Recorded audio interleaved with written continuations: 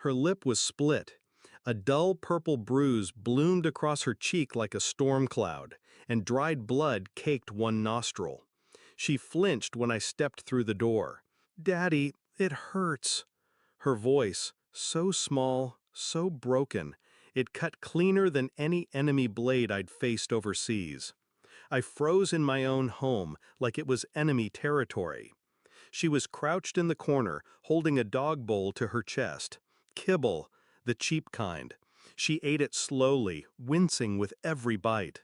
My stomach twisted. "Where's your mother?" I asked, forcing calm into my voice. She didn't answer. So I called, rang her twice, straight to voicemail, then a text. "She's on vacation. Don't bother." I stood in that silent house with my daughter bruised and broken, her ribs showing, her eyes hollowed out from too many nights alone. And I waited for the woman I married to return. She came back 3 days later, laughing, tanned, shopping bags in hand, until she saw me, until she saw our daughter. Then her smile cracked like glass, and her face turned white. I didn't raise my voice, didn't ask questions. She babbled excuses, how I was gone too long, how things got hard, how maybe our daughter was just being dramatic. I listened, nodded, and went to the guest room where I slept that night, alone. Our daughter curled beside me like a stray, too afraid to sleep in her own room.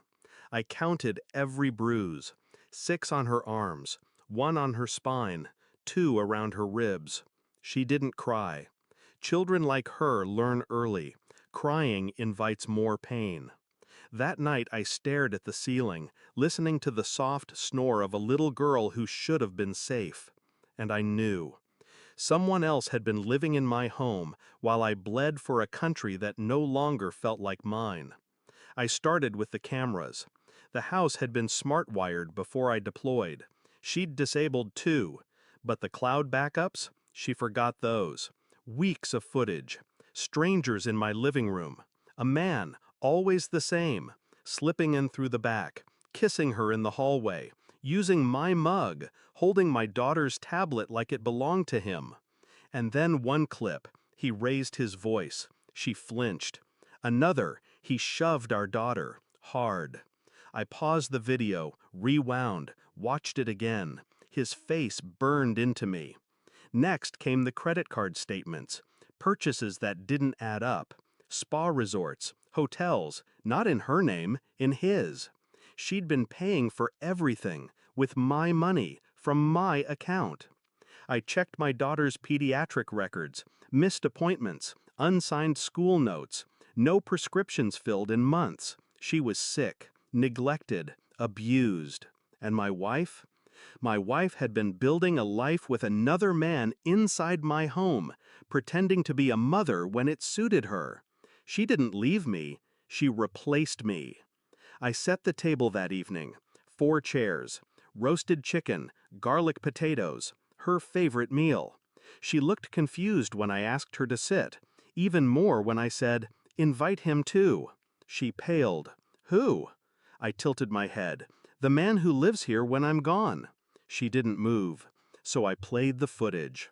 The silence that followed wasn't empty. It was violence waiting to be unchained. She stammered, lied, cried, said she didn't know what got into her. I nodded, slid a thick envelope across the table. Inside, printed screenshots, bank records, timestamps, a lawyer's contact. "Custody hearings in a week," I said. "You won't win." Then I placed a single photo on the table, our daughter, eating from a dog bowl. She stopped breathing for a moment.